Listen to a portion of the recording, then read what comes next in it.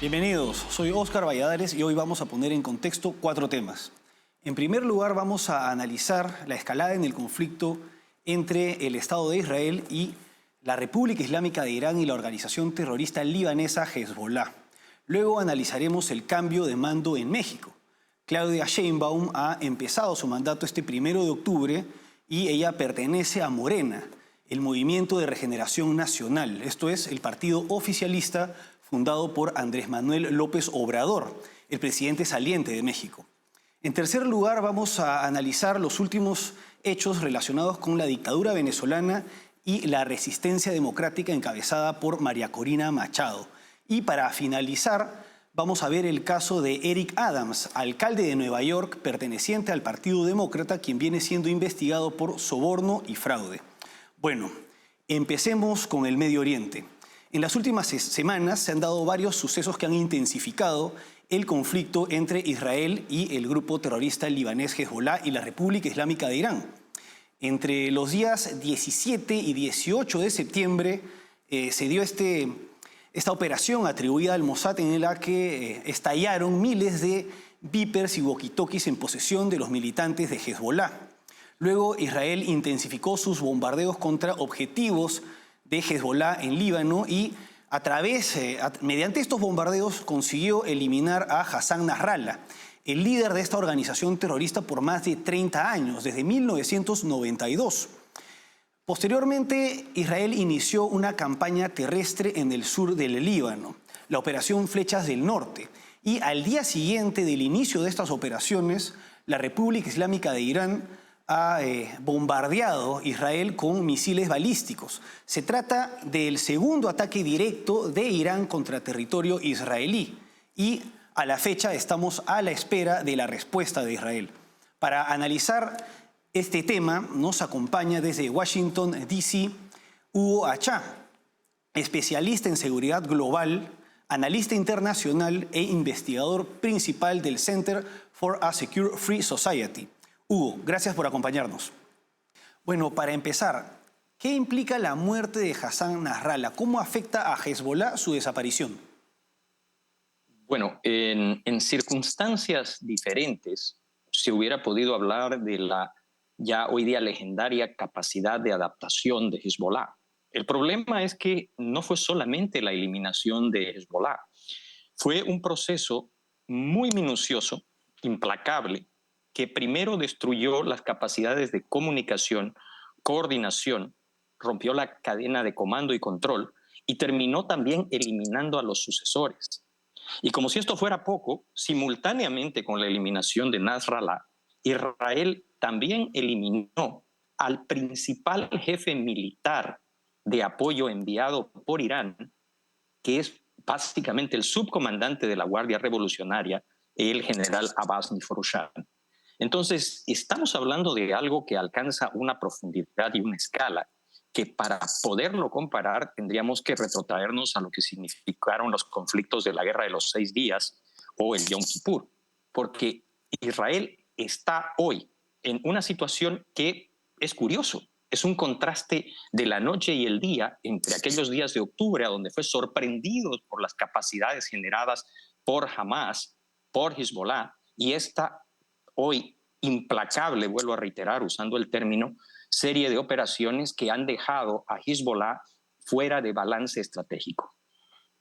Ahora, muchas personas ven este conflicto de manera bastante superficial. Incluso varios medios de comunicación evitan calificar de terroristas a los militantes de Hezbollah.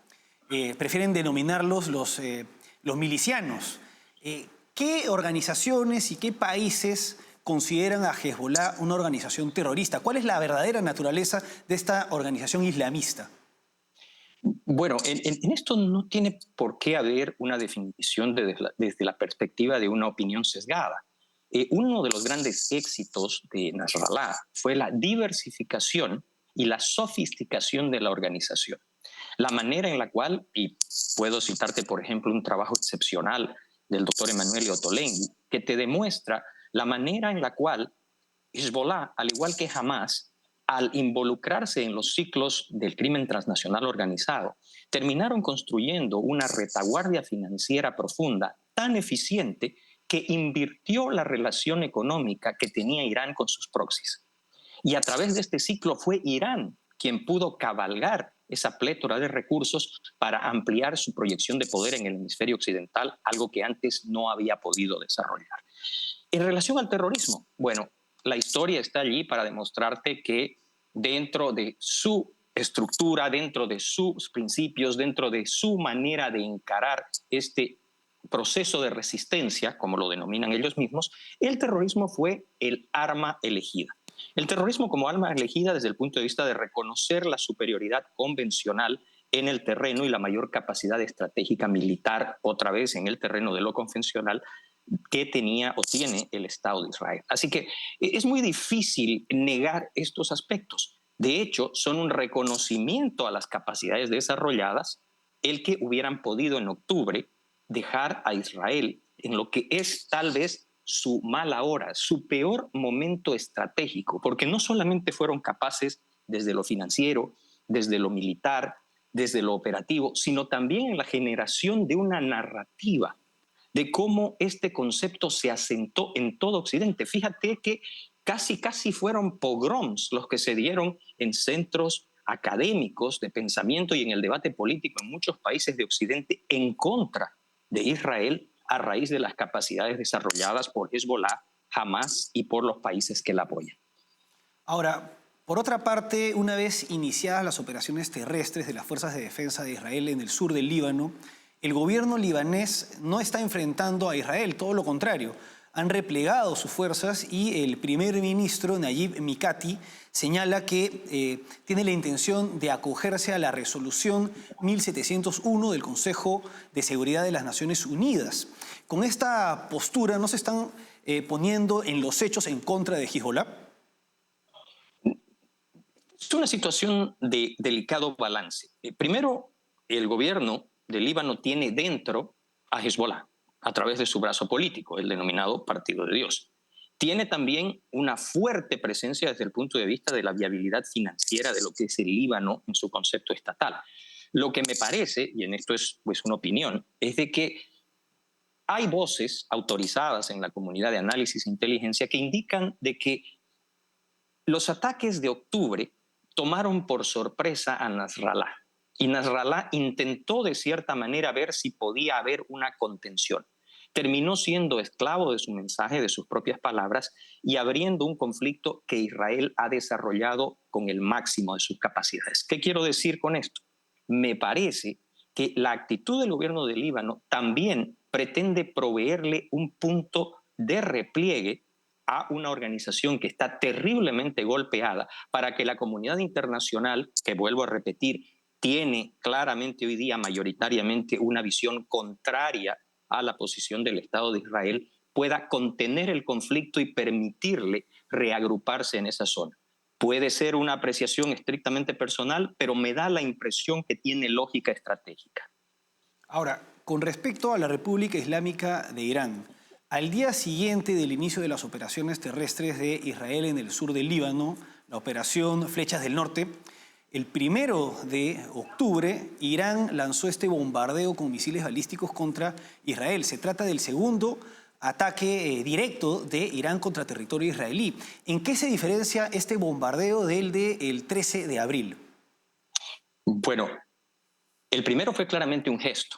Un gesto porque Irán tiene determinadas dificultades que todavía no alcanza a resolver. Hizo una apuesta muy fuerte para cruzar el umbral nuclear. Pese a todas las concesiones, aún no lo consigue de una forma que le haga viable un vector estratégico de proyección de poder. Me refiero a un misil capaz con una cabeza nuclear de alcanzar efectivamente a Israel. Y no ha podido desarrollar una base industrial militar adecuada. Lo primero, reitero, fue un gesto.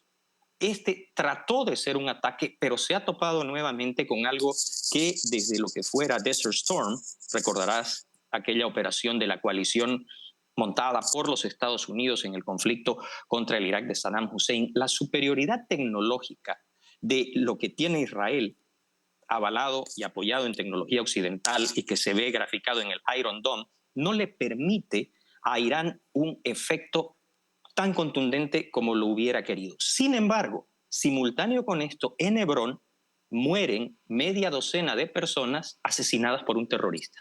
Fíjate cómo de lo convencional a lo asimétrico le da un efecto mucho mayor desde el impacto en lo que es Israel y su opinión pública, desde lo que es, reitero, el impacto efectivo de los centenares de misiles frente a lo que le ocasiona un solo terrorista en términos de bajas al Estado de Israel. Ahora bien, Estados Unidos dio aviso a Israel de que se daría este bombardeo y advirtió a Irán de que habría consecuencias graves en caso de que se diera un ataque directo contra Israel. Por su parte, el almirante Daniel Hagari, portavoz de las Fuerzas de Defensa de Israel, señaló también que habría consecuencias. ¿Qué se puede esperar? ¿Qué acciones se puede esperar tanto por parte de Estados Unidos como por parte de Israel tras este bombardeo de Irán?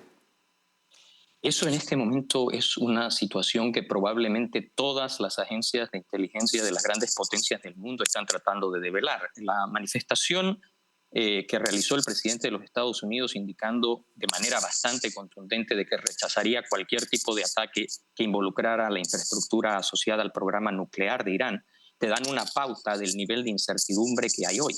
Porque Israel está, vuelvo a reiterar esto también, lo hemos conversado antes, en la aplicación absoluta de su concepto de sobrevivencia estratégica, el nunca más. Y está claro que pretende llevarlo hasta un nivel en el cual, como lo ha indicado el propio Netanyahu, como lo han indicado sus comandantes militares, le aseguren no la ventaja estratégica, sino la anulación de cualquier amenaza o posibilidad de volver a sufrir un evento como fuera el de octubre del año pasado.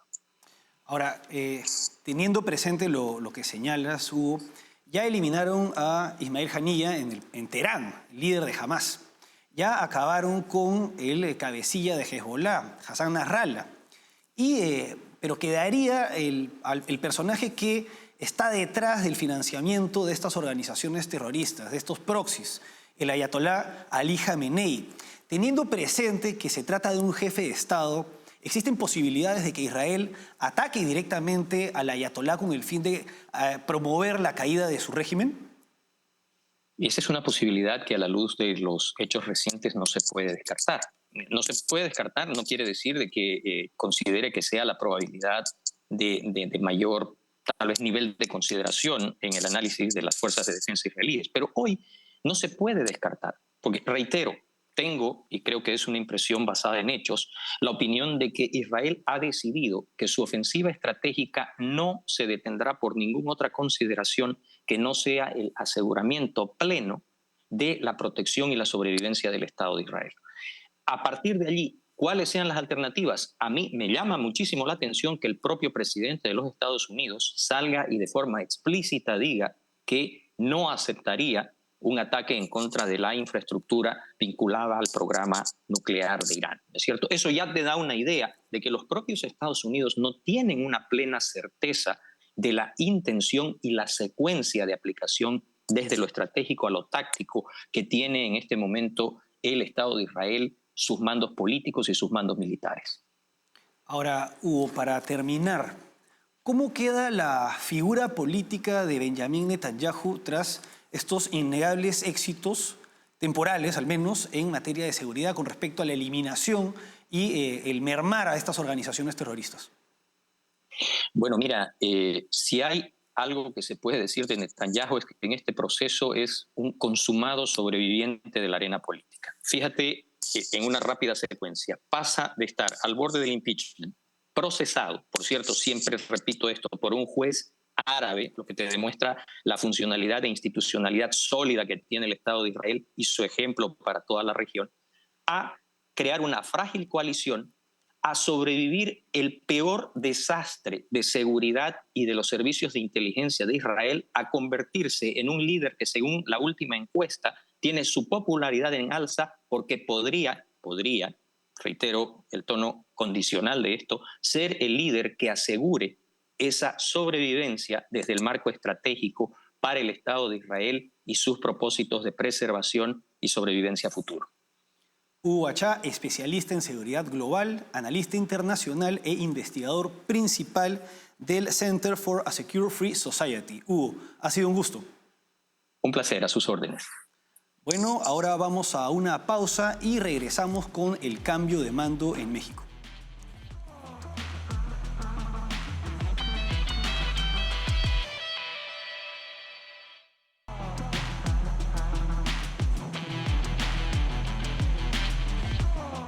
Seguimos en contexto. Ahora vamos a analizar el cambio de mando en México. Claudia Sheinbaum ha iniciado su mandato este 1 de octubre. Ella pertenece a Morena, el Movimiento de Regeneración Nacional. Esto es el partido oficialista fundado por Andrés Manuel López Obrador, el presidente saliente. Para analizar este tema nos acompaña desde Ciudad de México Asael Polo, especialista en finanzas bancarias y asesor en la Cámara de Diputados del Congreso de la Unión. Asael, gracias por acompañarnos. Es un gusto poder estar nuevamente con ustedes. Muchas gracias por considerarme en este análisis. No, gracias a ti. Bueno, ¿cuál es la herencia que Andrés Manuel López Obrador le está dejando a Claudia Sheinbaum? Primeramente es que Claudia Sheinbaum asumió la presidencia de México en un contexto económico sombrío. En primera instancia, marcado por una desaceleración del crecimiento económico y un clima de incertidumbre tanto en interno como externo. Durante el último año, la economía mexicana creció apenas un 0.8%, lejos de las expectativas del gobierno, que eran del 6% en primera instancia de López Obrador, del 6% sexenal y del 3% para este año, según la Hacienda Pública. La inflación, por otra parte, se ha mantenido a la alza, alcanzando un 4.66% al día de hoy, lo que ha reducido el poder adquisitivo de las familias y generado presiones sobre todo en los precios básicos. Por otra parte, los mercados financieros han mostrado escepticismo hacia la continuidad de las políticas de la mal llamada cuarta transformación, lo que ha generado desconfianza entre inversionistas. Además, las calificadoras internacionales han advertido sobre un aumento en el riesgo país debido a la falta de reformas estructurales de impacto positivo y la creciente deuda pública, lo que podría, sin lugar a duda, derivar en mayores dificultades para atraer capital, sobre todo extranjero, y mantener la estabilidad económica a largo plazo.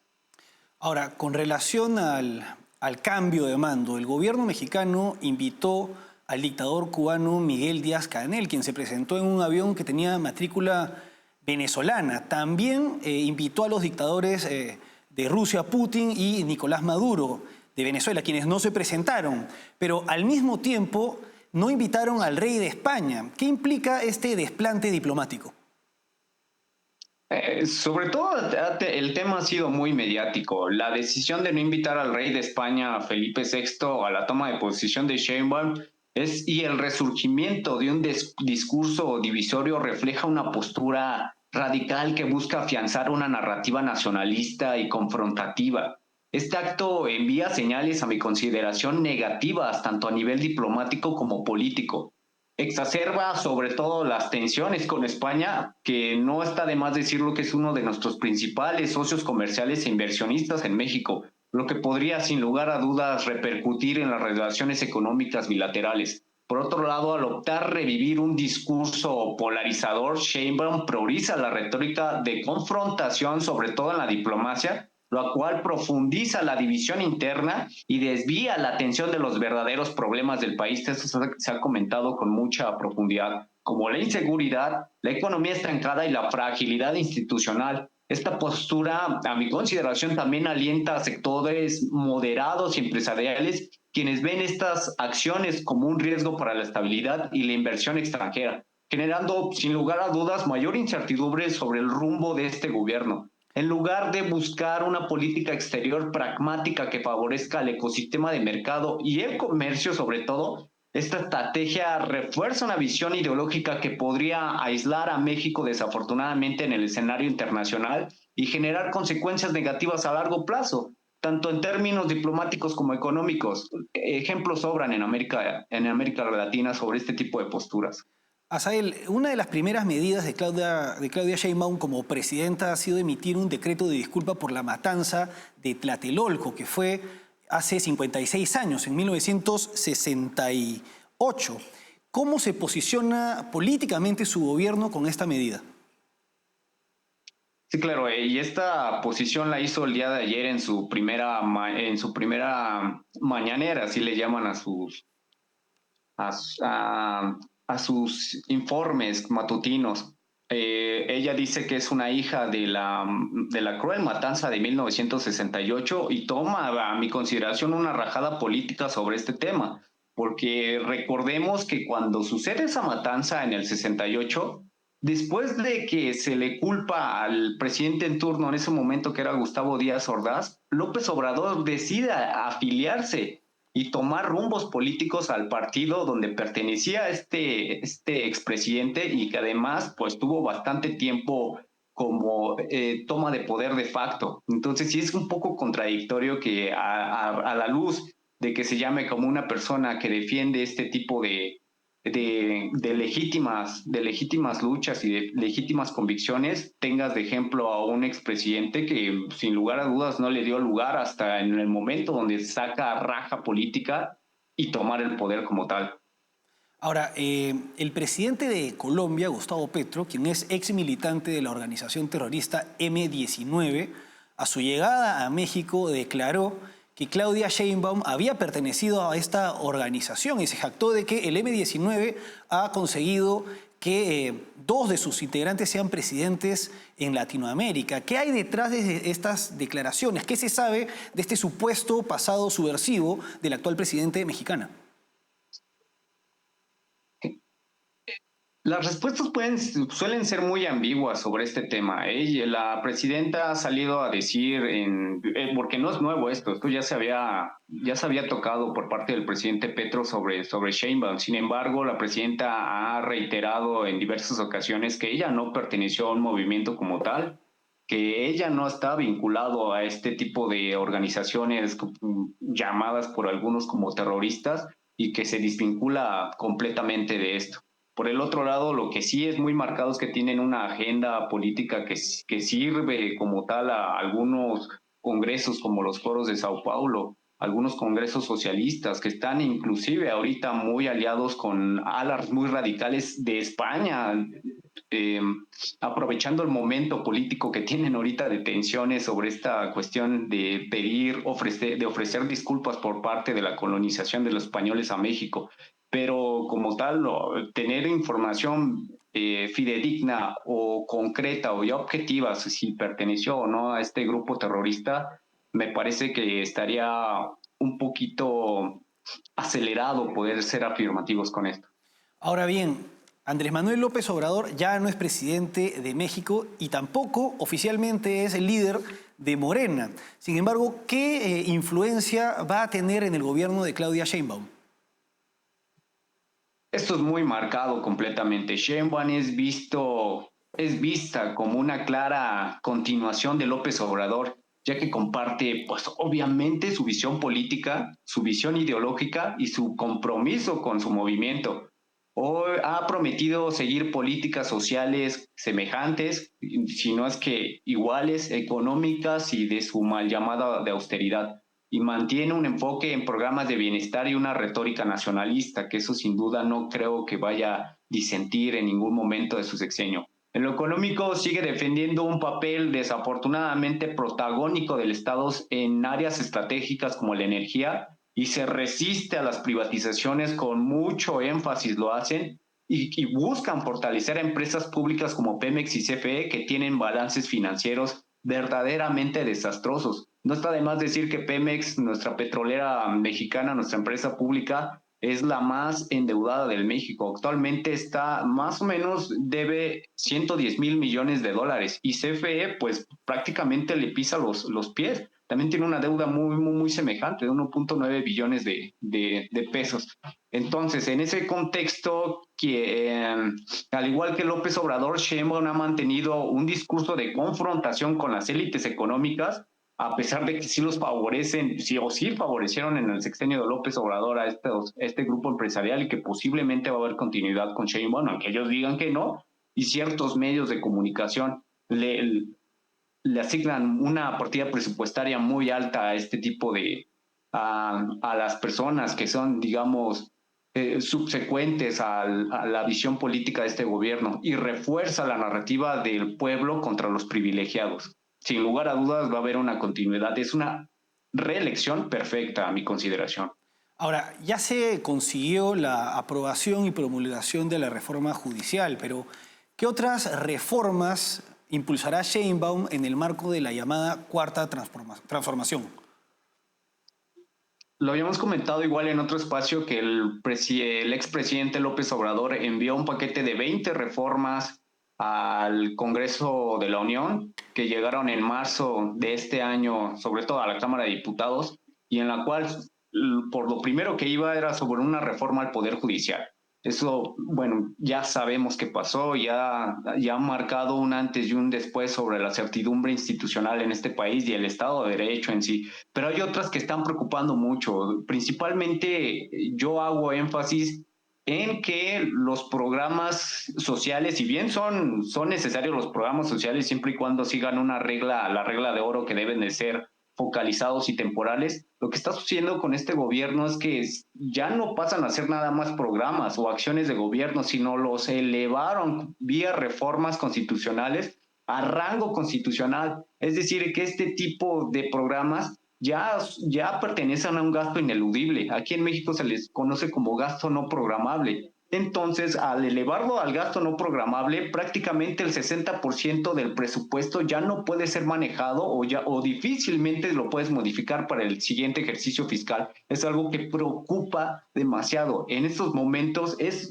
digamos, como reciente el dato, pero es algo que va a tener repercusiones, sobre todo cuando se empiece a discutir el presupuesto de egresos de la Federación. Y otra reforma que también ha generado muchísima incertidumbre, sobre todo en los mercados, es la eliminación de los órganos autónomos. Recordemos que los órganos autónomos son estos órganos que es un contrapeso directo al gobierno, tanto porque toman decisiones de información como también le dan transparencia a la ciudadanía de qué está pasando con los datos públicos, con la cuenta pública, con el presupuesto en general y con las acciones de gobierno. Entonces, la eliminación de estos órganos autónomos, desde luego, que mina la institucionalidad que tiene el país y genera malas expectativas de mercado, además de una concentración enorme de poder. En esas reformas yo quisiera resaltar, porque hay otras, ¿no? Donde van a prohibir el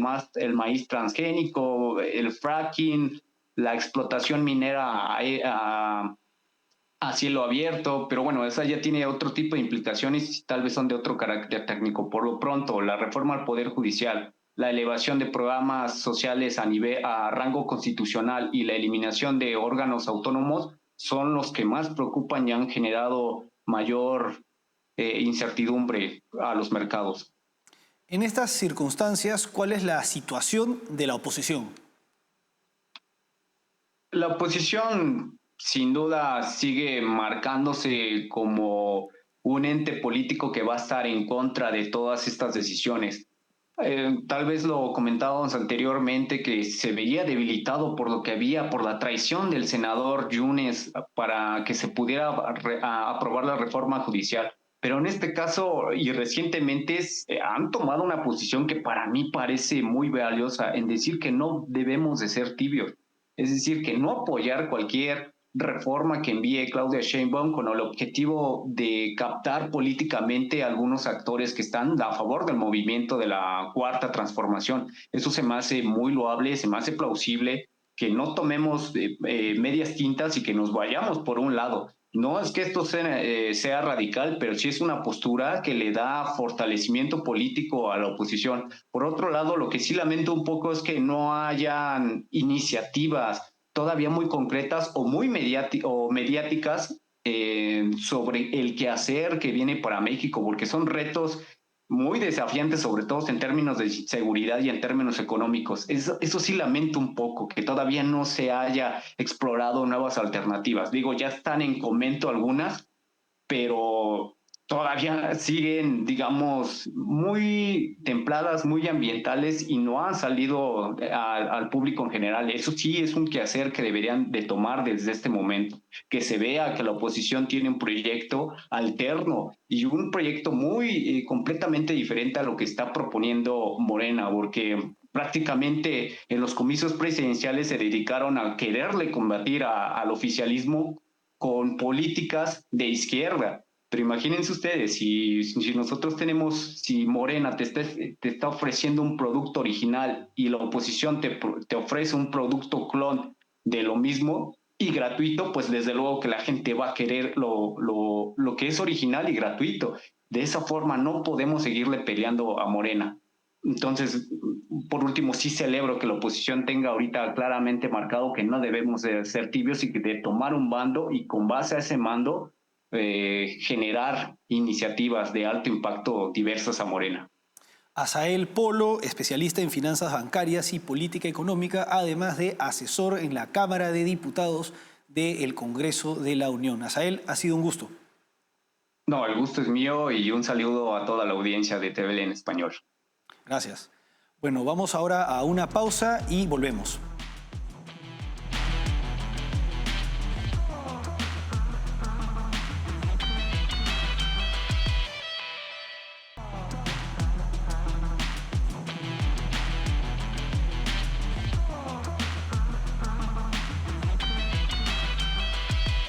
Seguimos en Contexto. Ahora nos acompaña desde Estados Unidos el abogado James Gagel para analizar el caso de Eric Adams, alcalde de Nueva York acusado de fraude y soborno. James, gracias por acompañarnos. Muy buenos días, gracias por invitarme. Bueno, estas acusaciones en contra del alcalde del Partido Demócrata, Eric Adams, son bastante graves. ¿En qué se basan estas acusaciones de fraude y soborno? Bueno, se basa en la idea de que él solicitaba contribuciones a su campaña de ciudadanos de Turquía y está prohibido bajo la ley americana aceptar donaciones para tu campaña política de extranjeros. Y la acusación de 57 hojas indica que él tenía muy buenas y estrechas relaciones con Turquía y ellos canalizaban fondos a través de testaferros, aparentando ser ciudadanos americanos cuando no fueron.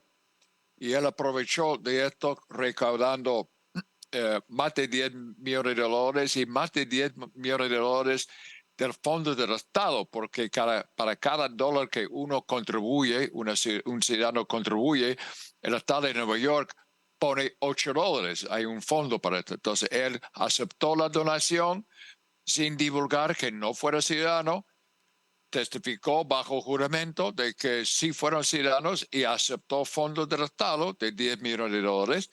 Y también cuando llegó el momento de inaugurar un nuevo consulado de Turquía y estaba por visitar el presidente de Turquía, un edificio bello de 36 pisos, no estaba listo el edificio, no estaba aprobado. Entonces, aparentemente por presión que él puso encima de los bomberos, el jefe de bomberos, etcétera, aprobaron el uso de este edificio, aunque no cumplía con los requisitos. Estas son las acusaciones. A fin de cuentas, no los veo muy fuertes. Lo que veo aquí es la administración de Biden con discrepancia con este alcalde, ya no son amigos. Entonces está sufriendo las consecuencias el alcalde de Nueva York. Ahora, también se señala que se podría ampliar la investigación a otros delitos federales. Por ejemplo, se habla de conspiración. ¿Podrías explicarnos este delito en este caso?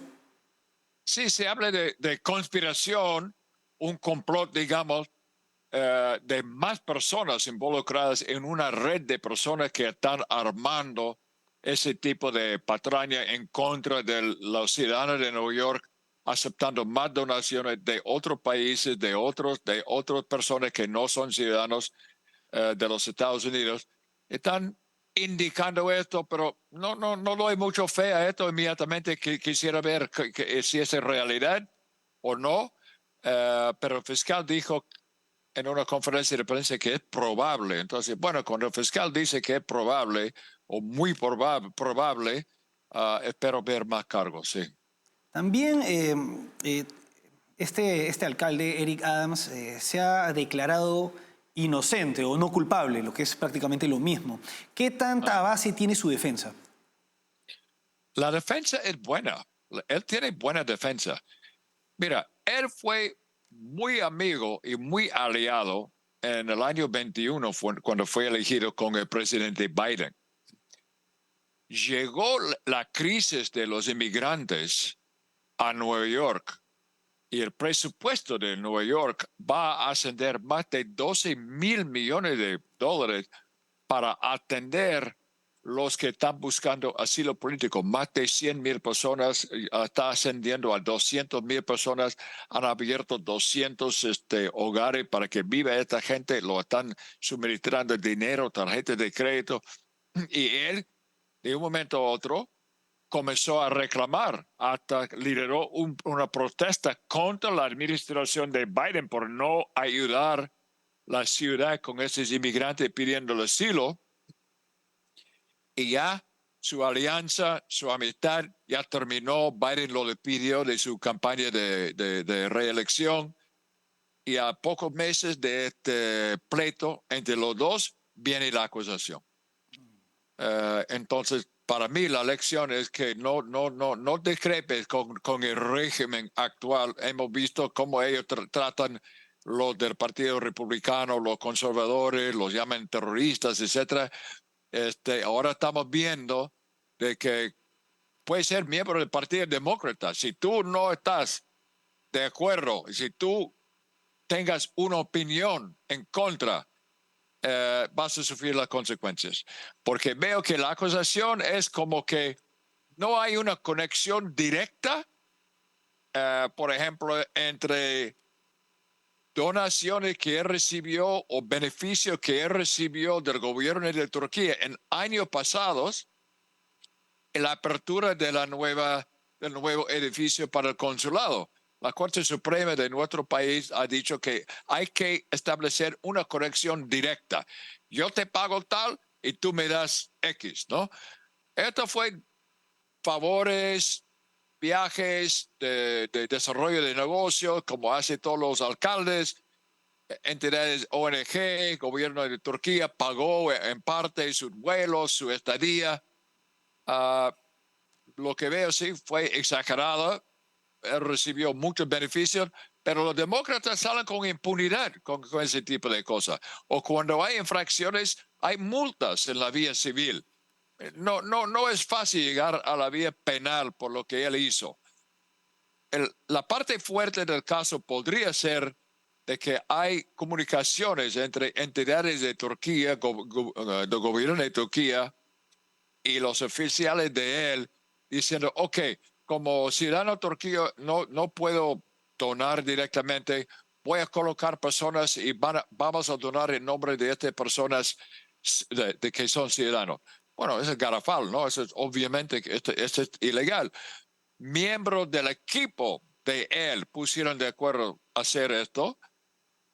Él sí fue directamente involucrado en aprobar esta conducta ilícita, no está muy claro. Entonces, para mí, esta acusación que nuevamente está en la vía civil o contra un demócrata como él, ni proceden, no es de lo más fuerte. Él tiene buenas defensas.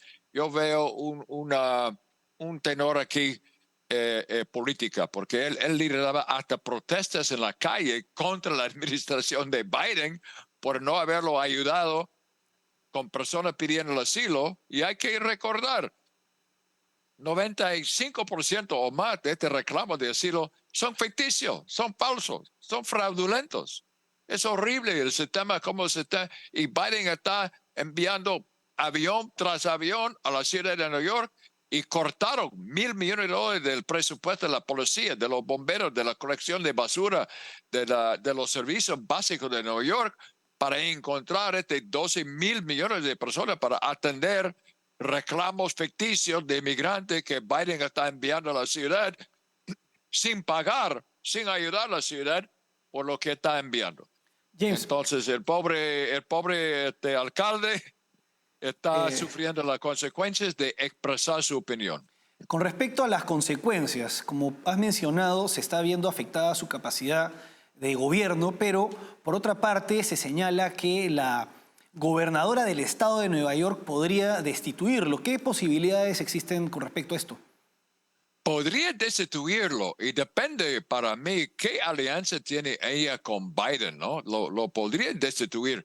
No han destituido un alcalde en la ciudad de Nueva York desde 1932. Esto es raro, es una medida rara, porque imagínate, hay cuestiones constitucionales. Un alcalde debidamente elegido a través de un proceso constitucional por la voluntad del pueblo, de un momento a otro oficial lo despide, lo hace desaparecer de la pantalla de radar. Sería una medida bastante drástica, pero tomando en cuenta las declaraciones que hizo la gobernadora recién, ella está tomando muy en serio la posibilidad de removerlo. Y si ella tiene el respaldo o quizás el poco empuje del gobierno federal que Biden controla, y recuerda que esos son cargos federales bajo el Departamento de Justicia del presidente Biden, vicepresidente Harris, si tiene jale, si tiene influencia, quizás lo despiden. James, Pero es una medida drástica y rara. James, para terminar, Nueva York es un bastión demócrata. Al margen de que haya, digamos, fricciones entre el sector que representa el alcalde Eric Adams y el sector de Biden y Kamala Harris, ¿qué tanto afecta a la campaña presidencial de los demócratas este caso de corrupción? No creo que afecta mucho a la campaña, solamente si los republicanos pueden dar más énfasis en el hecho de que lo que hizo este alcalde podría haber sido más apropiado, podría haber sido visto en la vía civil. No era tan grave lo que él hizo y su pleito con Biden es lo que provocó la consecuencia. Igual que Biden hizo con presidente Trump, con toda esta campaña ficticia sobre colaboración con Rusia, totalmente ficticio, igual que hizo en otros casos en Nueva York, tratando de llevar Trump a la bancarrota. Ahora la Corte de Apelación en Nueva York está viendo este caso de la multa que pusieron encima de Trump, diciendo que ese caso es absurdo y parece que hasta los jueces demócratas de la Corte de Apelación van a voltear este caso. Entonces, es una campaña como para enseñar lecciones a ellos que no están conformes, ¿no? Este de la Unión Soviética, ese de Cuba, esa es una forma de proceder que es muy poco demócrata en cuanto a la democracia. Pero hasta el momento el caso no ha llegado a nivel nacional, porque sí, las infracciones del alcalde sí tienen y sustento, no como las acusaciones contra Trump. Sí, esto sí tiene sustento técnico, legal. Hay caso, el fiscal tiene caso, que yo no creo que hubiera puesto este caso si no fuera por la discrepancia que tiene con Biden. Entonces queda claro que detrás de esta campaña hay más, que se trata más de una campaña política por una disidencia al interior del Partido Demócrata que de verdaderos casos fuertes de corrupción. James Gagel, abogado y analista político. James, ha sido un gusto. Mucho gusto, gracias. Chao, chao. Vamos ahora a una pausa y seguimos en Contexto.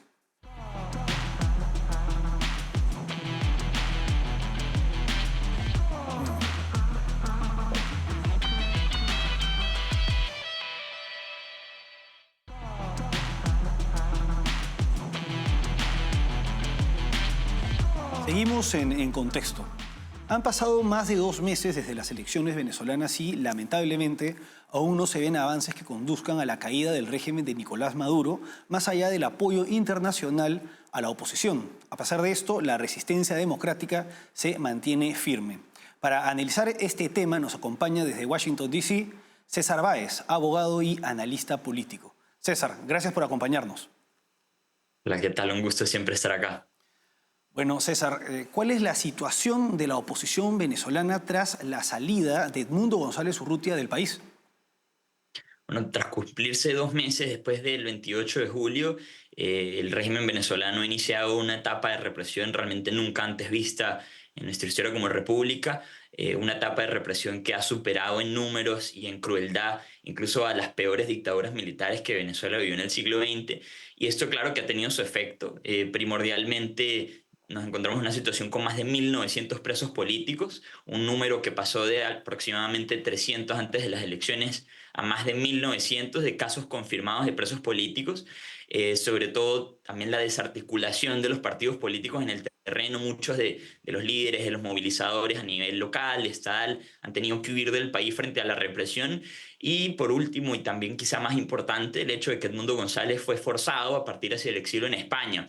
Todo esto se configura en un terreno donde el chavismo se siente cómodo ejerciendo violencia, se siente cómodo persiguiendo, y esto le permite evitar que se construya una presión interna que es necesaria para realmente conseguir una transición democrática en Venezuela. La presión externa siempre ha estado, se está construyendo, se sigue expandiendo, pero la presión interna es el factor fundamental que la oposición venezolana hasta ahora no ha podido construir definitivamente, y es lo que permitiría abrir puertas a una transición democrática. Ahora, el Centro Carter ha presentado ante la OEA actas que evidencian el triunfo de Edmundo González Urrutia. ¿Qué importancia tiene este hecho? Eso es muy, muy importante. Primero, las actas se vienen presentando en una página web llamada resultadosconbzla.com desde aproximadamente 2 días después de las elecciones. Estas actas son pues prácticamente la prueba en papel, en físico, que las máquinas de votación emiten al final de la jornada electoral. La oposición ha recolectado aproximadamente el 80% de estas actas, y ese es el número por el cual se ha denunciado a nivel internacional que los resultados anunciados por el CNE son falsos. Ahora, que esas mismas actas originales hayan podido dejar Venezuela y viajar pues, internacionalmente hasta Estados Unidos, hasta la ciudad de Washington, y ser presentadas en una reunión de altísimo nivel como el Consejo Permanente de la OEA es un éxito enorme para la oposición venezolana, porque a pesar de todas las pruebas que se han presentado a nivel internacional, siempre han existido dudas. Los gobiernos igual quieren tratar esta situación de una manera muy balanceada, dándole algo de duda que favorece a Nicolás Maduro, pero el hecho de que esas actas ya estén fuera de Venezuela es un éxito enorme. Ahora esas actas se van a presentar ante los organismos internacionales, ya se presentó ante la OEA, probablemente se presente igualmente ante la ONU, y son herramientas muy importantes para primero construir liderazgo y construir apoyo a nivel internacional que permita tomar acciones que no sean comunicados, que sean realmente acciones contundentes para cortar los lazos de financiamiento que tiene Nicolás Maduro a nivel internacional, y eso le permita a la oposición construir mayor fuerza interna a la vez que el chavismo pierda fuerza interna dentro de Venezuela.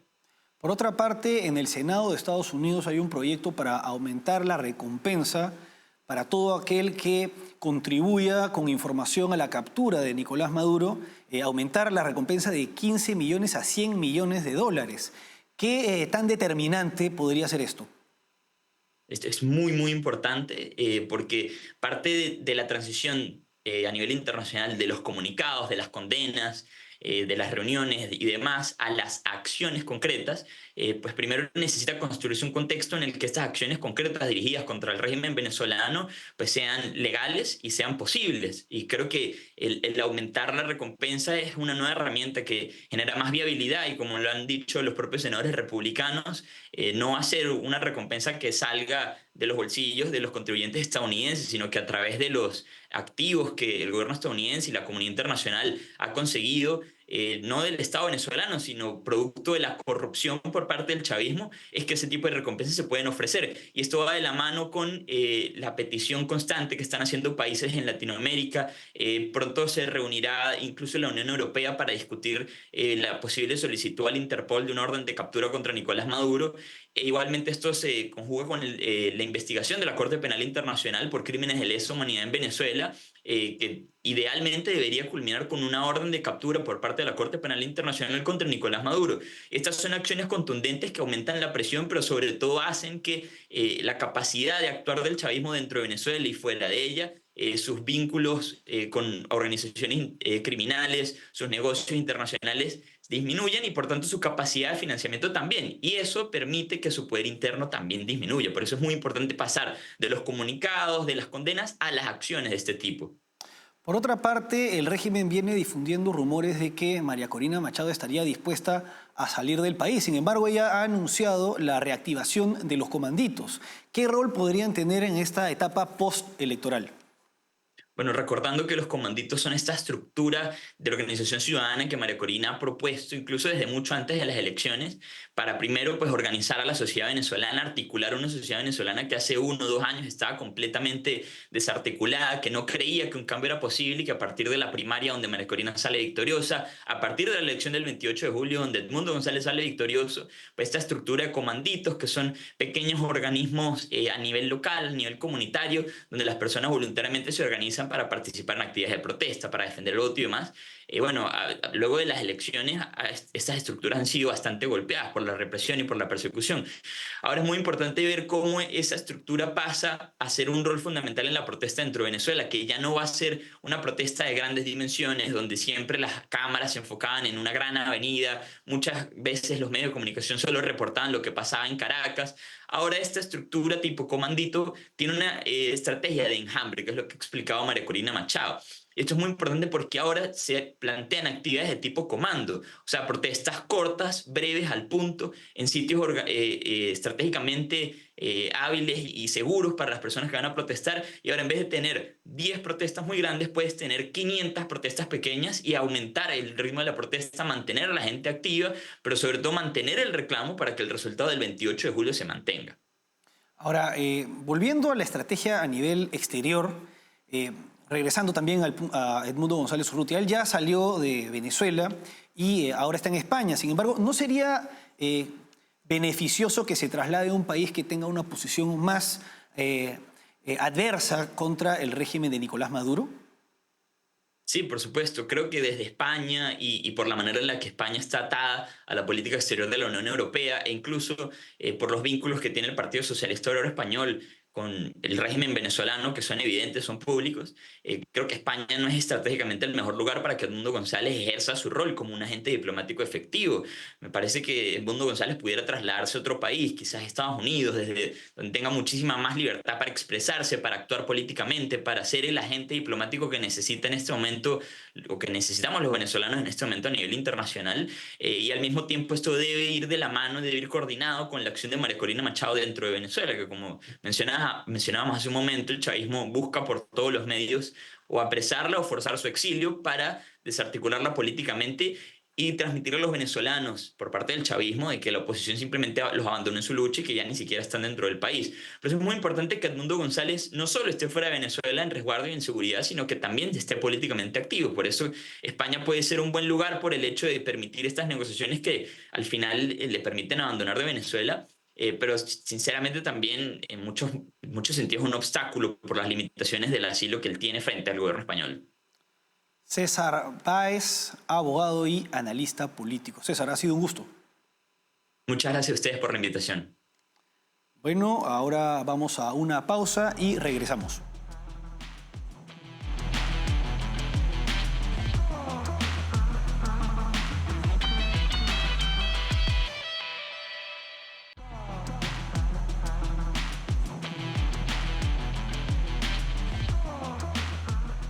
Seguimos en contexto. En esta edición hemos visto cómo, a medida que se ha ido intensificando el conflicto entre el Estado de Israel y Hezbollah y la República Islámica de Irán, la figura política de Netanyahu se ha visto beneficiada, a pesar de haberse visto inicialmente perjudicado hace un año con el ataque sorpresivo de Hamas que dio lugar y que dio inicio a la guerra en la Franja de Gaza. Por otra parte, habría que tener presente que es difícil que se dé una guerra directa entre Hezbollah, entre la República Islámica de Irán e Israel, con motivo de que Irán no tiene una capacidad militar similar a la de Israel, por lo que no le queda más alternativa que continuar con la estrategia de apoyar a sus proxies. Por otra parte, hemos visto cómo en el caso de México, Andrés Manuel López Obrador ha dejado una muy mala herencia en materia económica e institucional a Claudia Sheinbaum, quien ha asumido la presidencia con un discurso inclinado a las reivindicaciones nacionalistas y la división entre mexicanos, con esta visión indigenista y negrolegendaria y este impasse diplomático con el gobierno de España al no invitar al rey Felipe VI.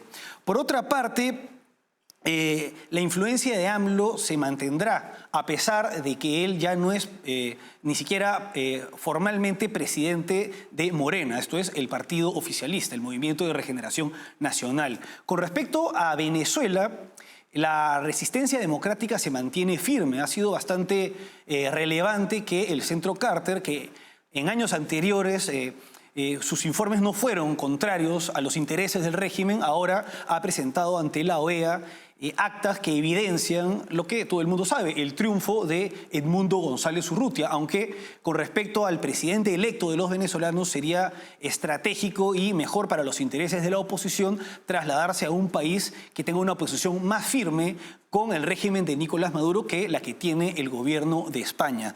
Para terminar, con relación al caso del alcalde Eric Adams de Nueva York, de acuerdo con nuestro invitado, James Gagel, detrás de este caso lo que pesa más son las fricciones políticas al interior del Partido Demócrata antes que verdaderos casos de naturaleza penal que puedan tener implicancias en la figura de este alcalde. Una situación que, de acuerdo con nuestro invitado, evidencia la postura intransigente que tiene el sector demócrata encabezado por Joe Biden y Kamala Harris. Bueno, hasta aquí en Contexto. Gracias por acompañarnos.